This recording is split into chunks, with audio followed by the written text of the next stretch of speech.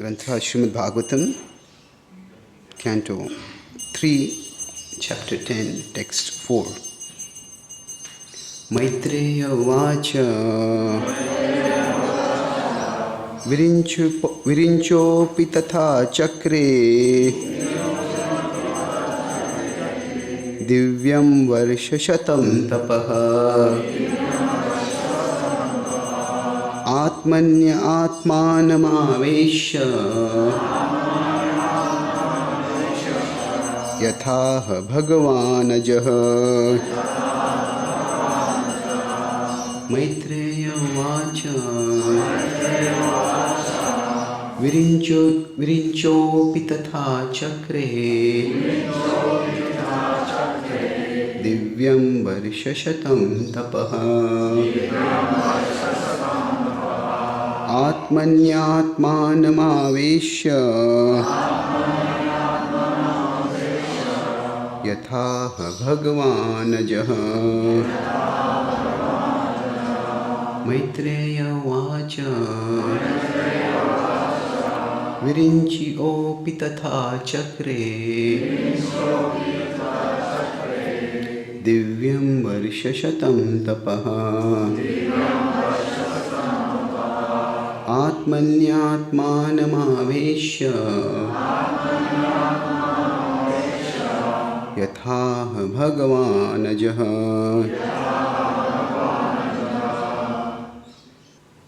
Synonyms: Maitreya Vacha. The great sage Maitreya said,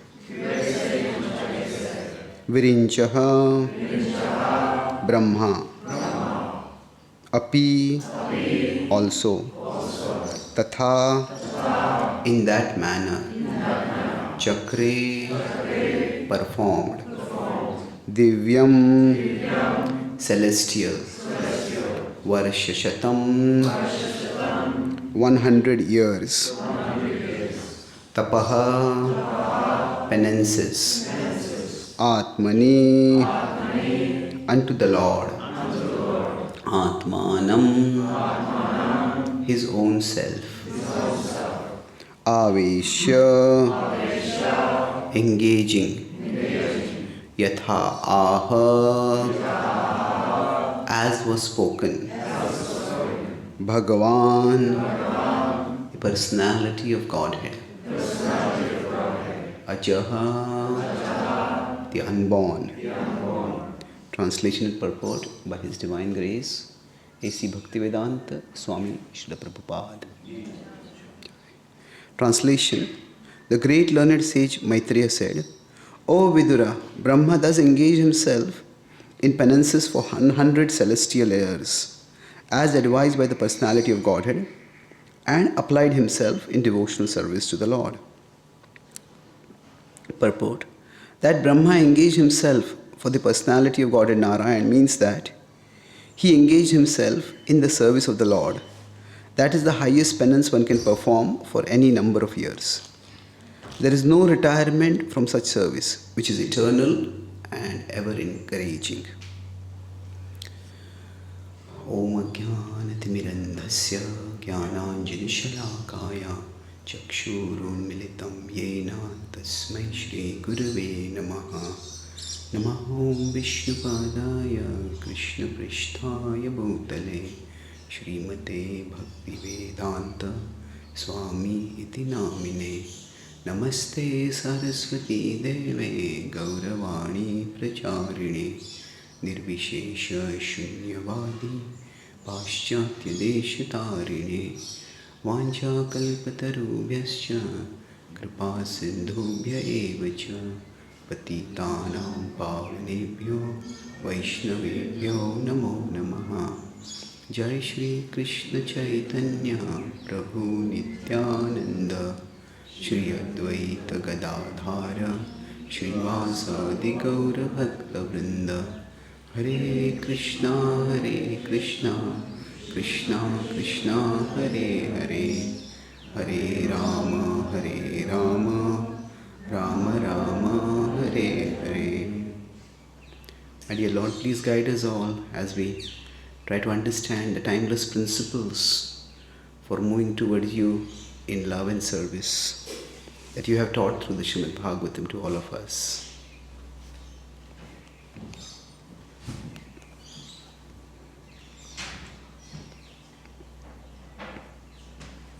Hare Krishna.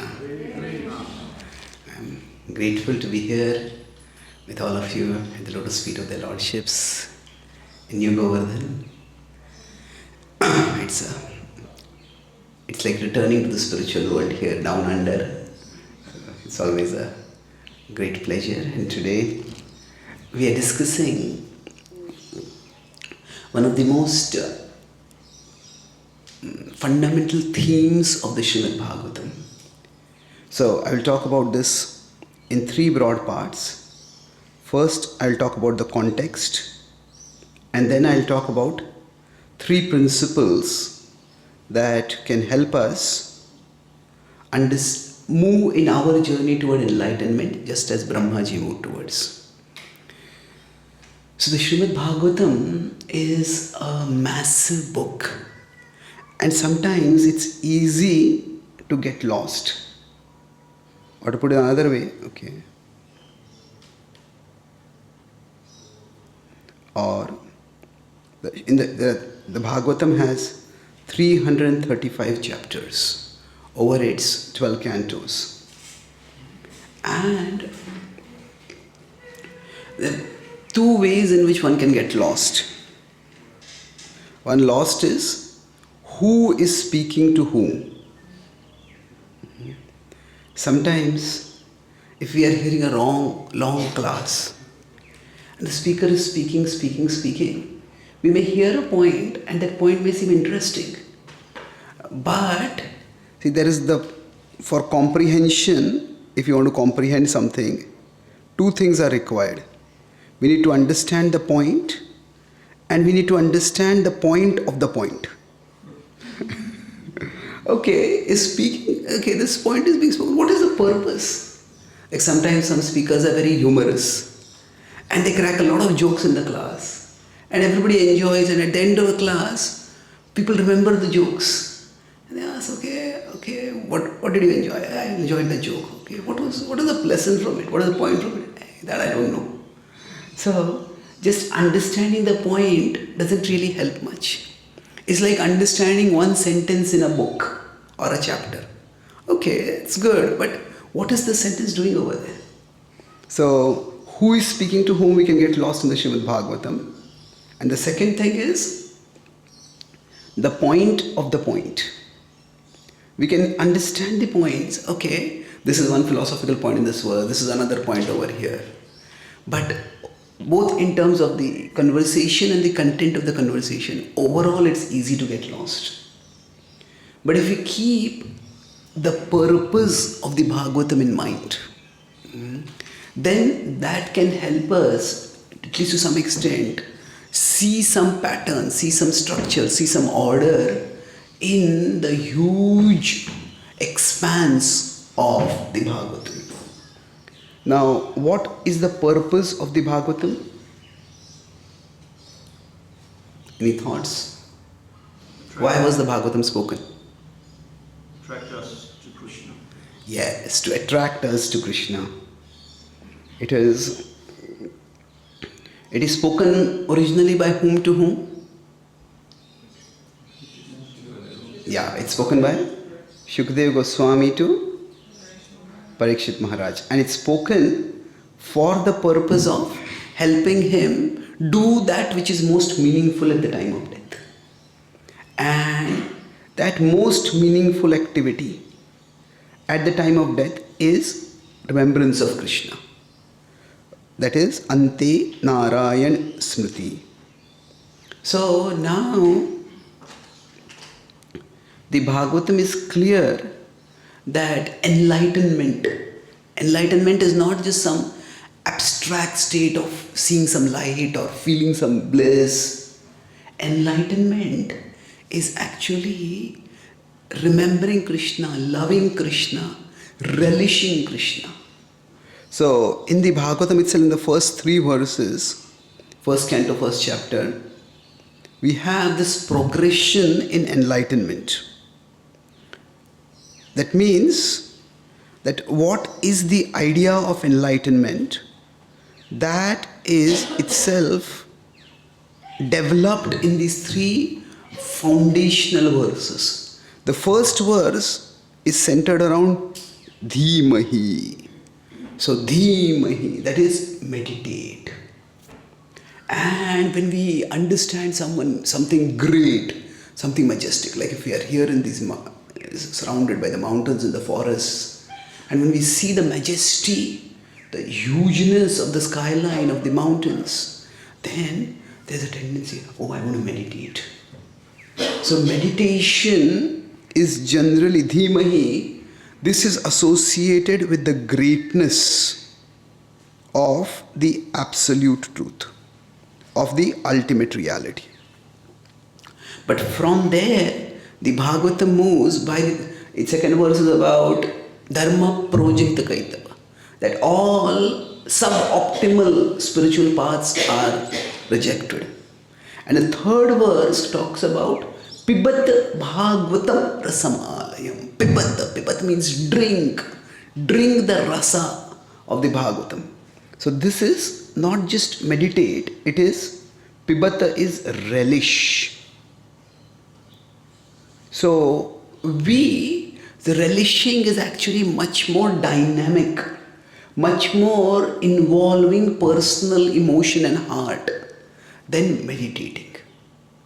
So this is about, relishing is based on the sweetness of the absolute truth. So in one sense, the impersonalists often do Dhimahi. Of course, devotees can also do Dhimahi, meditation. Like when they do Gayatri Mantra, there is the word Dhimahi in it. But we are not just passive meditators. We are active relishers. Rupa Goswami says we want to swim in Bhakti Rasamrit Sindhu, in the ocean of devotion. So that is the idea of enlightenment. Enlightenment is understanding Krishna, loving Krishna, delighting in Krishna. Tushyanti cha ramanti cha. The Bhagavad Gita in 10.9 says that is what to delight in Krishna. Not only be satisfied, Tushyanti, oh, I'm satisfied. But ramanti, I'm enjoying it. Like if we have some nice food, you say, I'm satisfied, it's nice food, wonderful prasada. But beyond satisfying is being satisfactory. Yeah, this is extraordinarily relishable. So that is the level towards enlightenment is going. And ultimately, everything in the Bhagavatam is meant to take us towards that ecstatic absorption in Krishna. Now this absorption, it's not just emotionally dynamic, that oh, there is a lot of emotions rising in the heart. It can also be practically dynamic because we are serving the Lord in this world. So of course for Parikshit Maharaj, his service in the world had ended and he was going to focus directly on the Lord. But otherwise for everyone, there is this both dynamic. There is internal relishing, internal connecting with the Lord, and there is outer contributing to the Lord. The Lord has a mission in this world. So the enlightenment that is described in the Bhagavatam, it has these two aspects. Internally, we connect with Krishna. And externally, there's internal connection and there is external contribution. And both of these are relishable. That's why Srila Prabhupada translated bhakti not just as devotion, but devotional service. So devotion is the internal contribution, and devotion is the internal connection, and service is the external contribution. So here, in one sense, Brahmaji's journey is described. He is going inward then to go outward. Everybody is born in ignorance. So with that broad theme, the Bhagavatam's broad theme is the journey toward enlightenment. How everybody can become enlightened, ecstatically enlightened in their relationship with Krishna. And that theme is depicted through the journey toward enlightenment of the first being. The first being is Brahmaji. So he is called in this word Ajaha, unborn. Now unborn, see, words often have multiple meanings. There could be a literal meaning and there could be a non-literal meaning. So by context we understand which meaning is being used. So unborn, if somebody is not born, that doesn't exist only. No, that's not the point. Unborn is used in the context that where there is birth, that there is a source, there are physical parents for the birth. But unborn is, he does not have any parents. So in that sense he is used as Ajaha. So that first person, how his journey toward enlightenment was, that can guide all of us. So the previous sections have described the prayers that he was bewildered. Then he just didn't know what to do. And then he heard the word tapa, he performed austerities. And then he had darshan of the Lord, he offered majestic prayers to the Lord. That was the previous chapter, the prayers for creative energy. And now that is going to be manifested in the world. He's going to act and unfold the creation. So all of us in our particular role in this world, we also need creative energy. Whether it is to take care of our home, take care of our service, take care of our preaching, decorate the temple. When we are decorating the deities, actually there's creative energy over there. When we are making a garland, there is creative energy over there. So whatever we wish to do in this world, it involves some kind of creation. If we are giving a class, we are creating a train of thought by which a particular message is being conveyed.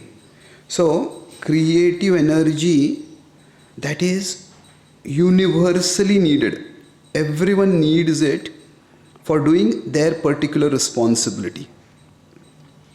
So now that Brahmaji has got that creative energy, he is now going to engage in the activity of creation. His role was huge. He had to create the whole creation. We might just have to create maybe one garland, maybe our home decoration, one cooking item we are cooking. There is creative energy there. So our domain may be small, but Brahmaji's domain might be huge, our domain might be small. So though the domains are different, the principles are the same. The principles are non-different. And who knows, depending on Krishna's plan, we may have a small domain of service in which to do creative energy today. If Krishna wants, Krishna can expand our domain of service.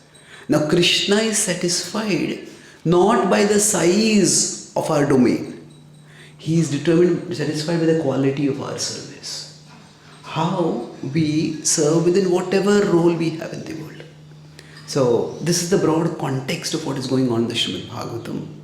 And the Brahma's journey towards enlightenment, we can talk about it in three broad principles. So these three principles are like a triangle. And within that triangle is, you could say, contained our consciousness and its growth.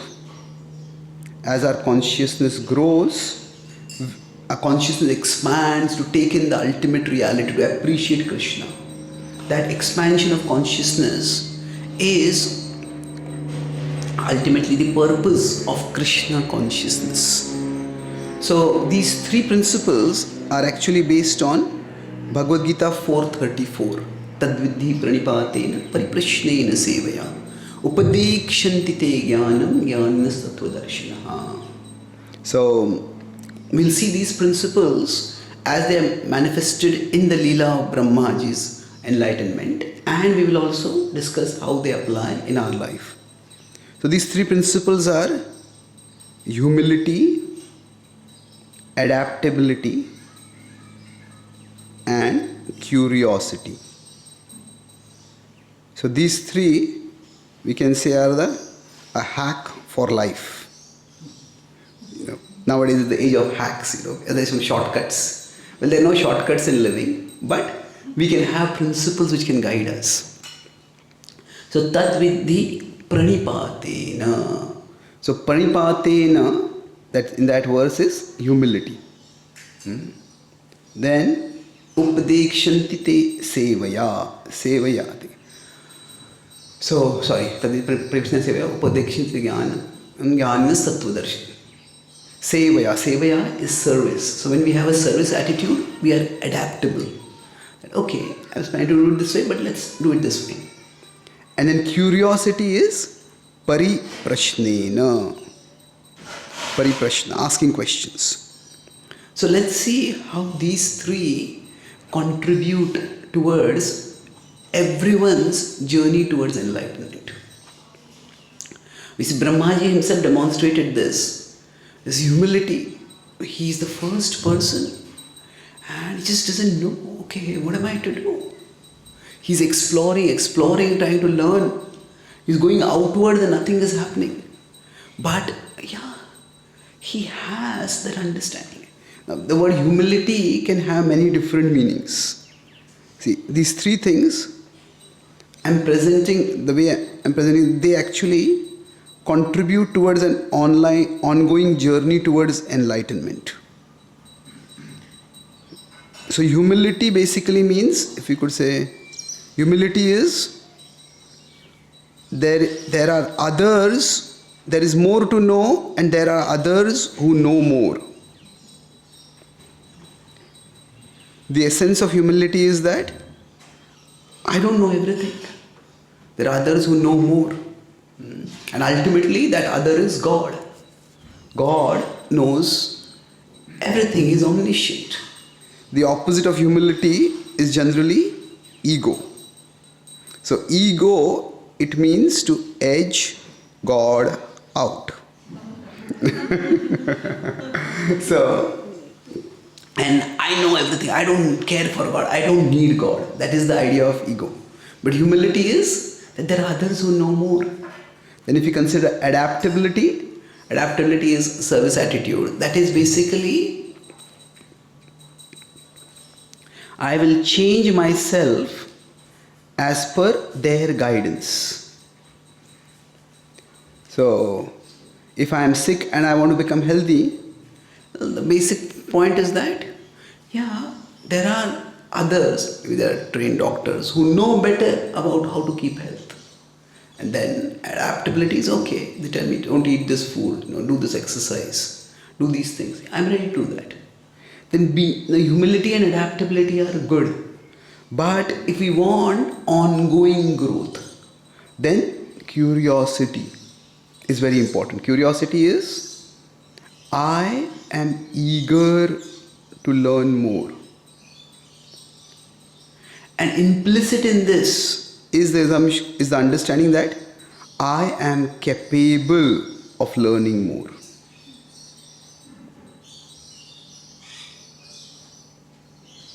So this will lead to ongoing. Otherwise, humility and adaptability can lead to one-time learning. Okay, I had sickness, I went to a doctor, I took some medicine, I got okay. But then, is there something I can do to improve my health on an ongoing basis so that this doesn't recur? For that we need curiosity. If only one of these is there, we won't really move towards enlightenment. Any one of these is beneficial, but all three together are transformational. So this applies in every field. Suppose we want to maybe improve our fitness, learn some martial arts for self-defense or whatever. So humility is, maybe there are better ways. If we have been threatened, if we feel we are in danger, we just want to learn to be safe. Okay, maybe there are better ways to defend myself. Maybe there is something I can learn. Then we go to a martial arts teacher and we ask, okay, what do you say? Okay, this is how you should learn your body. This is how you should train yourself. This is how you can make the moves. Okay, that's adaptability. And then the curiosity is what keeps us an ongoing learner. We grow on. Generally, the way, especially this, somebody might just learn some martial arts and that's good enough. But somebody wants to become a martial arts teacher themselves. Then curiosity is even more important. So like that, on the spiritual path, those who become enlightened, they also want to enlighten others. And that's why curiosity is very important. So Brahmaji, he had the humility that, okay, I'm existing over here, and there must be someone who brought me here. And Brahmaji was born, there was complete darkness all around him. So he just didn't know where he was, why he was, who he was, nothing. So in our devotee terminology, he was spaced out. But he was spaced out in space. There was nothing anywhere, anything at all. It's the vastness of space. But he had that humility. Okay, there must be something to learn. So he tried by his own means going up and down, up and down. That didn't work. They just sat down. And then he heard the word tapa. So when there was tapa, what happened is, okay, he didn't know who was speaking. But he just heard those words, yeah, let me apply them. Sometimes when we have no guidance, Prabhupada would say a blind uncle is better than no uncle. So if we have some guidance, try it out. So sometimes people, when they are on a spiritual journey, they think, I want to know whether this is the best spiritual path. Well, okay, how exactly are you going to come to know that this is the best spiritual path? Rather than worrying about whether this is the best spiritual path, we focus on whether this path can make me better.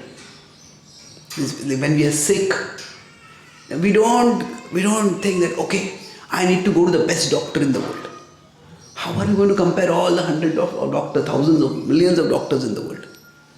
See, we go and we see whether what a doctor says makes sense or not. So when Brahmaji is being adaptable, so we are talking here about adaptability. So adaptable means what?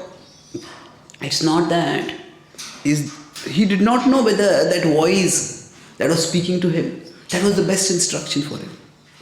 Is this the best? That is often a very difficult question to answer. But better question is this making me better? Is this taking me to a better place? So there was no other guidance available. Let's try this out. Tapa. So when he tried it out, Prabhupada said that when he went to America, he wrote in a letter to one of his well-wishers, Sumti Moraji, that we are experimenting with different ways to try to attract these Western people to Krishna. The Prabhupada was a pure devotee. He's completely devoted to Krishna. But still, he was experimenting. Does this work? Does this not work? So we'll see what works and we'll do that more. So is this making me better? Rather than, is this working? We just focus on that. Of course, we use our intelligence. But sometimes the demand, this has to be the best, can instead of motivating us, can simply paralyze us. So tapa. So asking, is this the best? That this can simply lead to paralysis. Because how will we ever know what is the best? But is this making me better? This can lead us to progress. Progress in two ways. If it is making me better, keep moving forward. If it is not making me better, then I understand, maybe this is not the thing for me. I will move on to something else. Just like we go to a doctor, we try some treatment. If it doesn't work, then we shift to another doctor. Now, then he did this tapa and this austerity he did. After that, the Lord himself came. And when the Lord himself came, the Lord was so pleased. Brahmaji offered prayer. The Lord shook hands with him to express his appreciation. And now Brahmaji is creating. So now, if you see, Brahmaji has also offered the prayers of Brahma Samhita. And therein, he is expressing his adoration for the Lord. So Brahmaji, he is also speaking to Narad Muni. And that has happened in the second canto. So Brahmaji is enlightened, but he says the Lord is so great that no one can ever know him. That there is always more to know. And that there is always more to know, that is curiosity. So it is not that in the bhakti path, enlightenment, when we talk about enlightenment, it is at one level a destination, but it is also a journey that goes on forever. That is what Srila Prabhupada is saying in the purport over here. Now, you may say, how can something be both a destination and a journey? Like yesterday night, we came late over here. So we drove. We drove and brought us here. So it was, we were coming, this was the destination. But if I come to the destination, then we say the journey is over. But it's not that simple in bhakti. See, with respect to the destination, it is understanding that Krishna is the supreme object of love. So, we love different objects in this world. We may love money, we may love power, we may love our own looks, we may love some life partner, we may love some political leader, we may love this, people, some sports player, some musician. We have so many objects of love in this world. So, while we are in this world, we consider the object of love. Now, we just wander around and round in this world, exploring various objects. But above us all is Krishna. He is the source of everyone. So, understanding that Krishna is the supreme object of love, this is enlightenment. And this enlightenment is as a destination. That after exploring various objects of love, I have concluded that it is Krishna who is to be loved. So with humility, if we could track that earlier journey, humility, I had this hobby, I had that passion, I tried that, yeah, they all gave some fun. I had some fun with it. But afterward, it just becomes stale, it becomes unfulfilling, it becomes disappointing. Sometimes it's even heartbreaking. So there must be something more. There must be something higher to love. Let me explore that. That's humility. And then we come to the saints and the sages. With them there is adaptability. Okay, they're saying that it is Krishna who is the object of love. Okay, let me try to love Krishna. Let me try to offer my heart to Krishna through inner remembrance, through outer service. What happens thereby? Let me see. So this is enlightenment as a journey. But along with that, this enlightenment as destination. But if we go backward, it is not just a destination, it's also a journey. Now why is it a journey? Because after we understand that Krishna is the supreme object of love, then if Krishna is the supreme object of love. But after that, there are three things which we keep learning. And that is what? First is how lovable Krishna is. How attractive Krishna is. We keep learning that.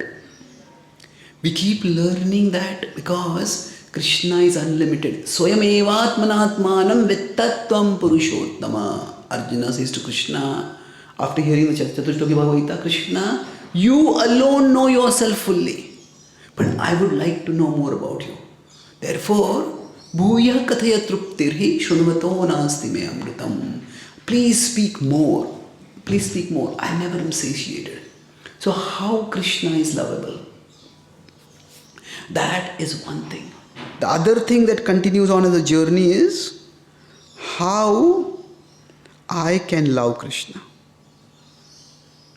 We keep learning that. Okay, maybe I can do this to please Krishna. Maybe I can do that to please Krishna. And this is where the association of devotees is so stimulating. We see different devotees serving Krishna in different ways. We cook some food items for Krishna and we meet some other devotees, they're cooking something different. This can be done this way also. We make garlands for Krishna.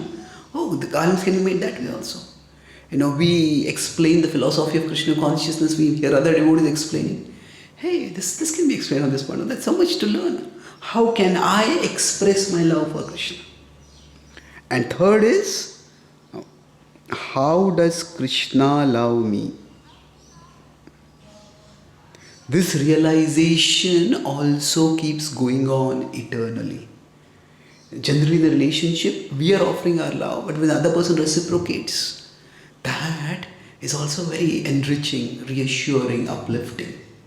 So for all of us, as we keep growing, we keep learning, okay, no, Krishna is reciprocating with me in this way.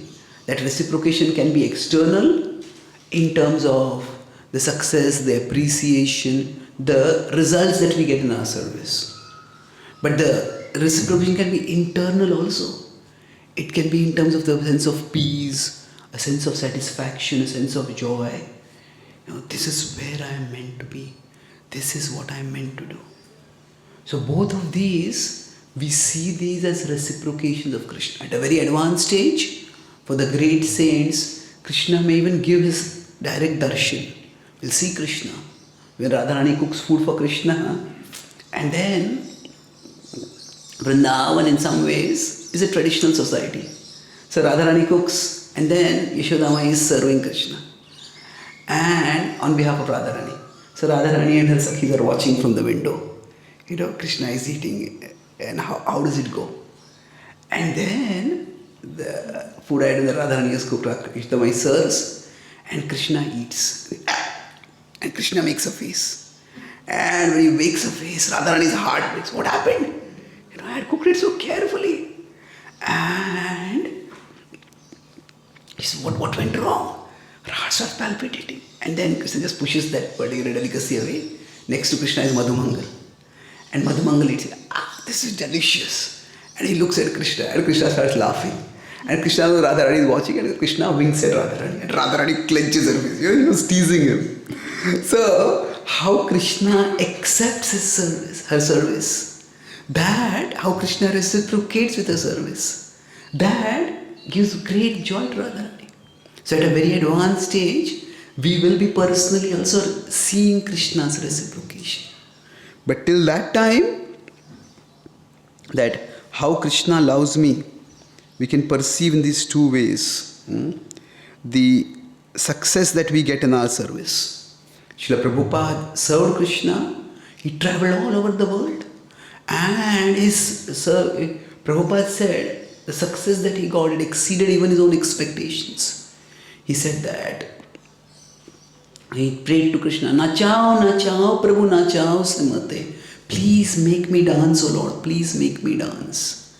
And how Krishna made Prabhupada dance, how Krishna set the stage across the world for Prabhupada to dance.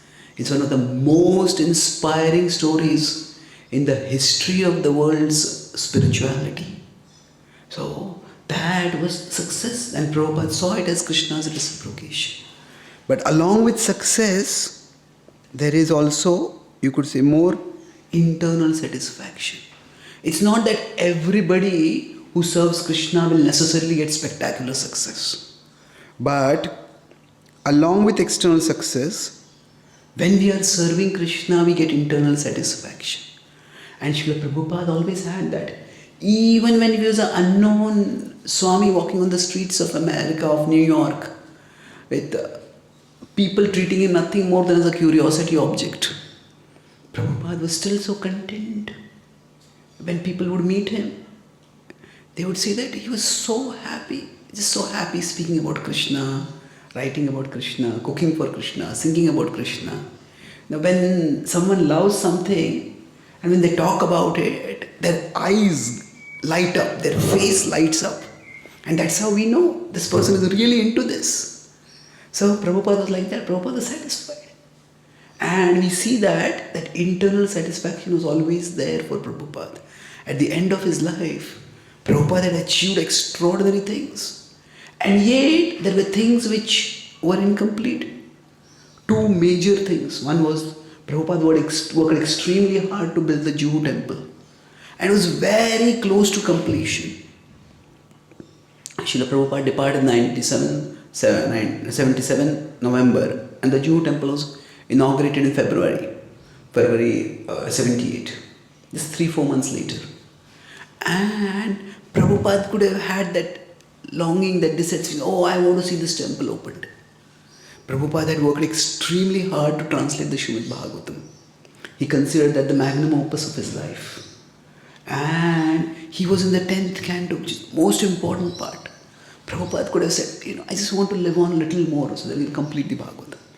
These would have been great services. But when Prabhupada was asked, do you have any last desires?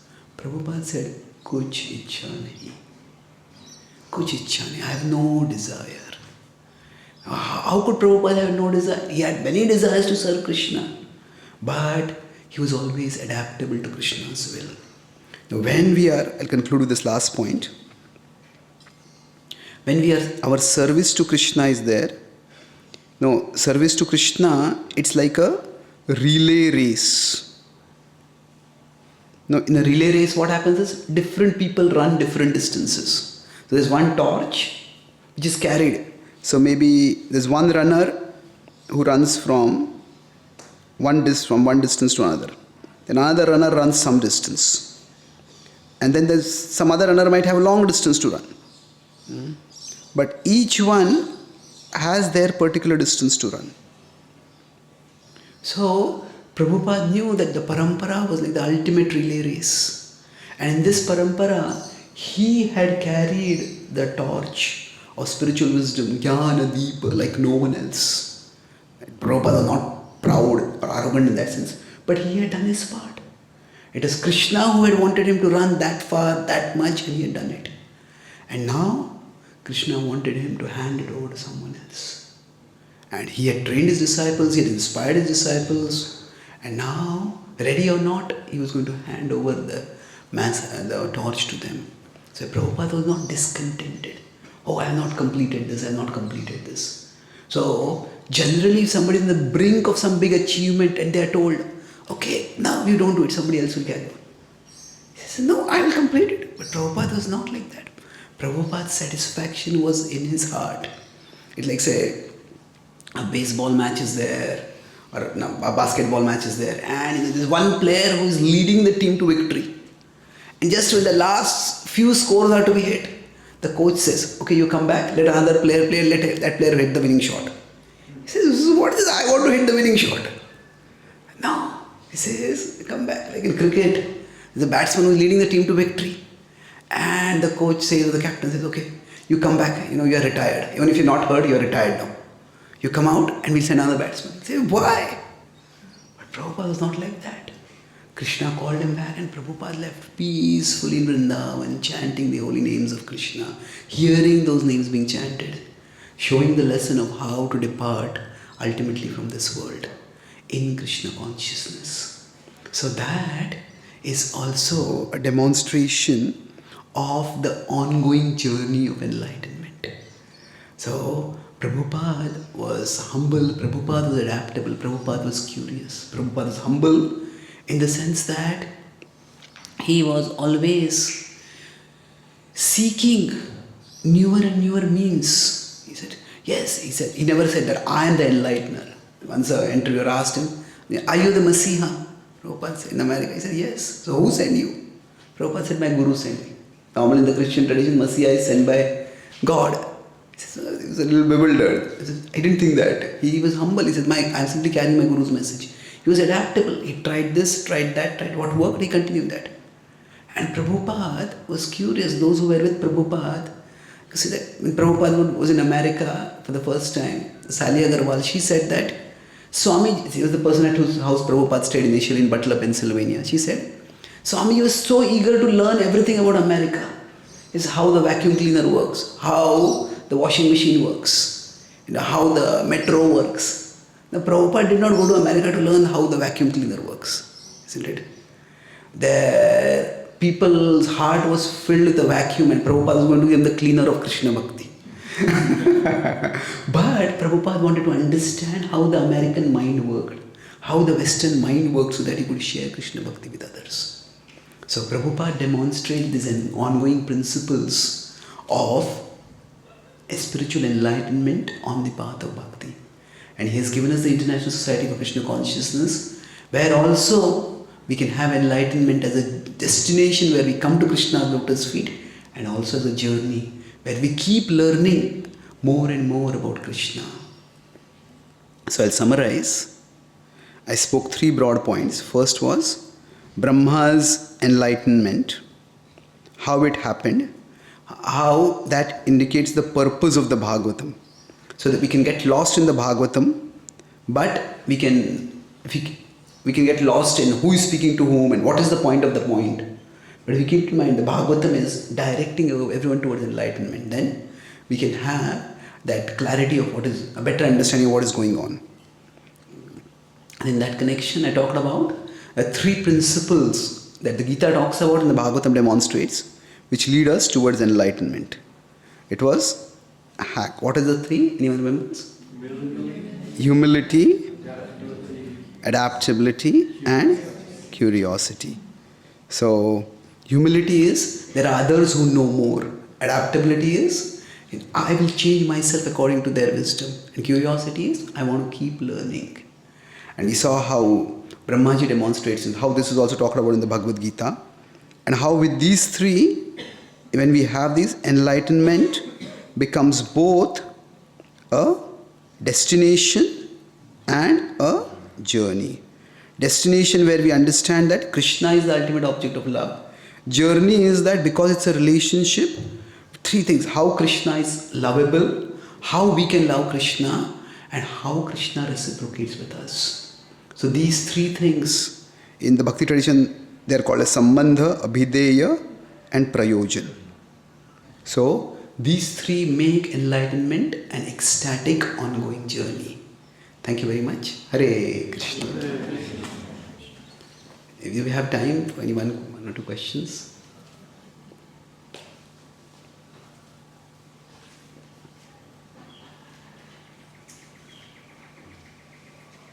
Yes, please. Thank you for your class.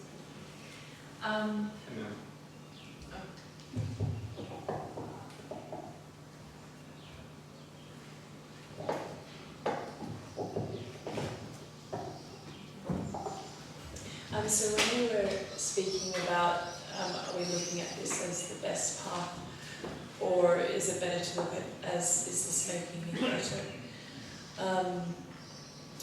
Perhaps when we're new to the practice, or even we could be practicing for some times and there's bewilderment or there's the noise of the mind.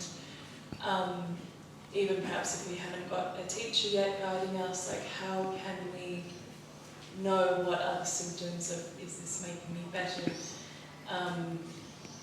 Perhaps if we're getting triggered by things that we're seeing or experiencing, how do we know that actually I should stick to the path and continue and keep persevering? Yeah, so how do we know that when we are getting bewildered by things we are encountering, even on our spiritual path, how do we know that we should keep going forwards? Whatever we do, even if we are practicing spiritual life, we are practicing in the material world. Even if we are on a spiritual path, we are within a spiritual moment, that is in the material world. So Krishna in the Bhagavad Gita itself in 1847-48, he talks about, don't expect utopia. He says every endeavor will be covered by fault, just as fire is covered by smoke. So there is, if you consider even the spiritual movement or the spiritual path, where it is being practiced collectively by different people. So normally different people come from different backgrounds, they have different motivations. Not everybody has the same level of dedication, not everybody has the same level of purification. So dedication means I want to move ahead. Purification means where am I right now?